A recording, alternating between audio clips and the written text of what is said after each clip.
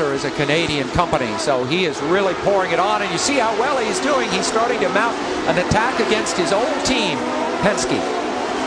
It's wonderful, too, how the Canadian fans react to their auto racing. They truly love it, and they are very deeply into it, especially the technical side of it. When other cars spinning, there's the 50 car. And they were just about to give, that's of course yes, on Montermini, and boy, now everybody stacks up there. They were about to black flag Montermini because of smoke at the back of the car, but he's created a regular parking lot down in that corner. There's Kevin Kogan in the blue and white car in the center. Marco Greco, Willie T. Ribbs throws the steering wheel out of his car and climbs out. He's got damage to the front left of his car. Greco's looks okay, as does Kogan's. See if I can take a look at it again. Remember what a fantastic drive Montermini had in Detroit just a few weeks ago when he finished fourth. You can see there was definitely something leaking out of the left side pod that probably assisted in the spin and got him into the wall. And then, of course, this was on the exit line of a corner, and it's created this situation. You see the way the car just violently spun around, Paul, that he definitely was leaking something underneath it. Yeah, Willie was caught in that accident in the first lap at Cleveland last week, too, so he's just flat out of luck. The rest of the field now tries to work its way through under the second full course yellow of the day as Montermini is out of the car and they try to get the rest of the track cleared. We are under full course yellow, second one of the day, as a result of an accident involving the 50 car, Andrea Montermini. He apparently had something going wrong in the side of his car, did a quick spin, and that brought three other cars to a dead stop right beside him and brought out the full course yellow. Right now he's with Jack Arute. Andrea, any indication what failed on the car? Oh, no, the car was running okay. It was no problem. Only on the last few laps, maybe, I don't know what happened, some oil leak in an engine on a pump, I don't know. So this oil come to be fire, then it's gone to the rear tire, so I spun this. Literally spun in his own oil, Paul. That's not fun at all. Really good to see him back. Looked like water out of the cooler on the left side, more than oil, though. Of course, the driver can't see that part of the car, so he falls to be victim very quickly. Willie T. Ribbs in the pits. You saw that he had damage to the left front nose wing on his car, so they're attaching an entire new nose assembly there. The PPG pace car comes off. Johnny Rutherford at the wheel, and here comes the field. Single file through once again, led by Emerson Fittipaldi, then Paul Tracy, Danny Sullivan, Bobby Rahal, Stefan Johansson, Robbie Gordon, Al Unser Jr., Ari Lyondike, Raul Boesel, and Scott Goodyear round off the top 10. Fastest car in the race thus far still remains Danny Sullivan at 104.5 miles an hour.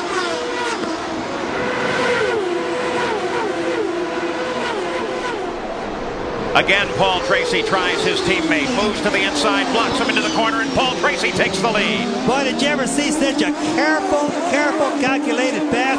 And ammo was kind of nice. It didn't even come down on him. So it showed you there that the guys realize it's early and they have a lot of respect for each other. And not only a calculated pass, but a fairly calculated response by Fittipaldi.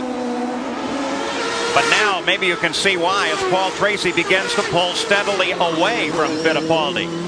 His car apparently has more at the moment, though all of the teams have reported, Bobby Unser, that they need to be very careful of tire wear, especially on the rears. Well, that's one of the reasons why Tracy went for it early, Ben. He knew that he was faster than Emma, and we could see that earlier on. But he did it when his tires are still good. And Bobby and Paul, as Paul just swept through here, the start-finish area, the crowd, you can see him in the stands there. Canadian leading for the first time. They erupted with wild applause, and you could hear their cheers over the sound of the engine. Good battle for fourth developing now as Johansson comes up to challenge Danny Sullivan. He moves to the inside. Can he get this pass done? No, Sullivan still has a full car length on him. But did you see Tracy going right into that turn at the other long straightaway, locked up both front tires? So he's going to have to do a little slight adjustment of which they can on their brake balance between the front and the rear. Once again, Tracy, when he runs on his own in the lead, is in a class by himself. Look at this gigantic lead that he has piled up in just one lap. Paul Tracy has been spectacular here, though still not as fast as Sullivan, as we take a look at the replay of that pass for the lead. Classic instruction from driver's school. as Tracy moves to the inside, takes over control of the line, and continues on into the corner. Well, Jack talked about what they said at the drivers' meeting about blocking. Of course, Emerson did not block in any way at all. He left the door wide open. Obviously, this was a move made by prearrangement. So the battle on the course now revolves around second, third, and fourth. Al Unser Jr. making a move on Robbie Gordon. Little Al comes to the outside, see if he can find racing room here and sweep into the corner, but Gordon has the line, though they are still very, very close. And they continue their battle. Al Unser Jr. on that very corner several years ago got in trouble as he brushed the wall and collapsed the suspension, but this time he holds off and gets around Gordon.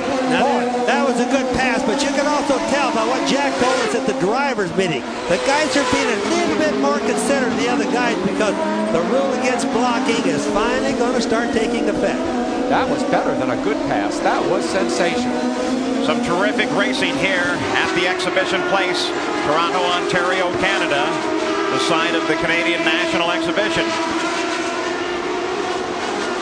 And for the most part, as you can see, back behind Little Al, the rest of the field seems to string out. So Paul Tracy is running alone in front. We look at the pass once again as he maneuvers on Robbie Gordon.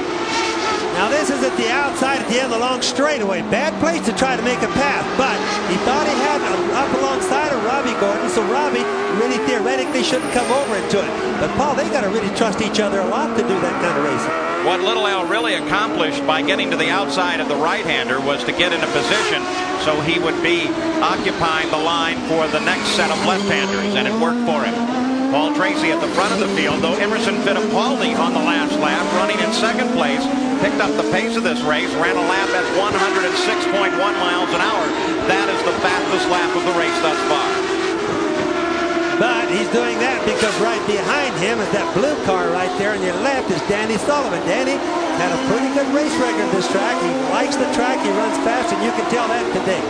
So the two fastest cars on the course, Fittipaldi and Sullivan, are in a battle for second place. At the same time, Ray Hall and Johansson seem to be waiting station looking for an opportunity as they line up behind. 19 laps are complete, 103 laps the scheduled distance here at Ontario. And on Toronto, on the edge of Lake Ontario. I remember Danny Sullivan at Indianapolis in his garage. He showed me the car and he said, this is a real car. I'm going to do well with this car this year. It took him a while to get going, but you see right now, he's the foremost of the Lolas threatening the Penske cars. You get a glimpse from time to time of the grandstands here, wonderfully filled. They've had record crowds all weekend, and the weather has been absolutely beautiful. What a magnificent city to visit. A lot of good theater. Miss Saigon, Phantom all playing here. Most of the race fans and race teams have taken time out to do that. We went to the Toronto Blue Jays game against Kansas City the other night in the Sky Dome, not far from here. Toronto succumbed in that match to the Kansas City team, and you can imagine the enthusiasm now for a Toronto-based company sponsoring this car. Danny Sullivan running so strongly in third place, and a Canadian, Paul Tracy, leading the race. Paul Tracy this season thus far is the season lap leader. He's led 12 times for 383 laps coming into this race, the top of all driver. The problem has been converting those laps led into checkered flags. Danny Sullivan continues his pursuit of Emerson Fittipaldi from third place. Paul Tracy, after his pass of Emerson Fittipaldi, has picked up the lead and begun to drive away.